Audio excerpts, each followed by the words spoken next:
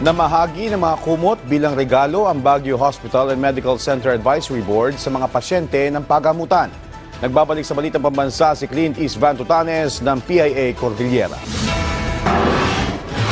Bagamat dito na nagpasko at magbabagong taon ang ilan sa mga pasyenteng ito, ay bakas pa rin ang kanilang tuwa sa natanggap nilang regalo mula sa Baguio General Hospital and Medical Center o BGHMC Advisory Board. Ang BGHMC Advisory Group na binubuo ng iba't ibang pribadong sektor at kawani ng gobyerno ay namahagi ng 300 mga kumot para sa mga pasyente sa ospital. Layunin ng aktibidad na pasayahin ang mga pasyente sa kabila ng kanilang kalagayan. It's just to cheer up our patients.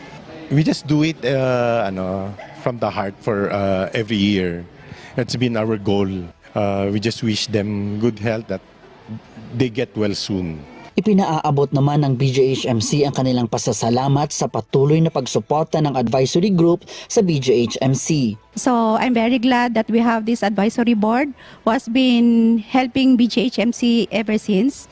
They are helping our indigent patients and of course helping to the other functions of BGHMC. Nabuo ang BGHMC Advisory Board taong 1955 upang mabigyan ng sapat na tulong ang mga pasyenteng nangangailangan. Nagsasagawa sila ng iba't ibang aktibidad upang mapondohan ang kanilang mga proyekto bilang pagsuporta sa pagamutan. Mula sa PIA Cordillera, Clint East Van Tutanes, Balitang Pambansa.